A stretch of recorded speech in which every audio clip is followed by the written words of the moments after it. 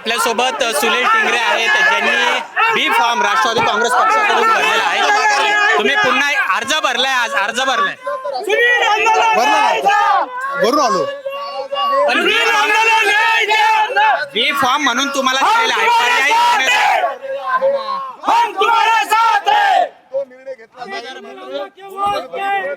पर्याय उमेदवार म्हणून तुम्हाला अर्ज दिलेला आहे। मुख्य उमेदवार हे विक्रम काकडे आहेत अधिकृत। जो पक्षश्रेष्ठी निर्णय घेतील त्याच्याबरोबर मी आहे। तुम्ही अर्ज मागे घेणार? जो वहिनी यांना आमचे पक्षश्रेष्ठी सांगतील तसं। विक्रम काकडे यांना तुम्ही भेटला का? त्यांना काही शुभेच्छा दिल्या का? दोघांनी अर्ज भरलेले तुम्ही, ते म्हणतात तुम्हाला भेटणार म्हणून।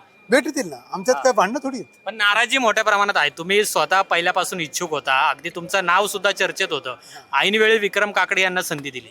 ते आता पक्षश्रेष्ठींचा निर्णय आहे आणि त्याला मी ते जे निर्णयाचा हे करतील त्याला मी फॉलो करणार। तुमचं काय पार्थ पवारांशी सुद्धा बोलणं झालं या संदर्भात? त्यांनी काय तुम्हाला शब्द दिलाय काय? दिल्याशिवाय आम्ही फॉर्म भरला काय? नाही, पण हा अर्ज तुम्ही पर्याय उमेदवार म्हणून दिलेला आहे। हे तुम्हाला पण माहिती आहे राजकारणामध्ये काय गेम आहे। शेवट तुम्हाला सुद्धा अर्ज मागे घ्यायला सांगितला तर घेणार का?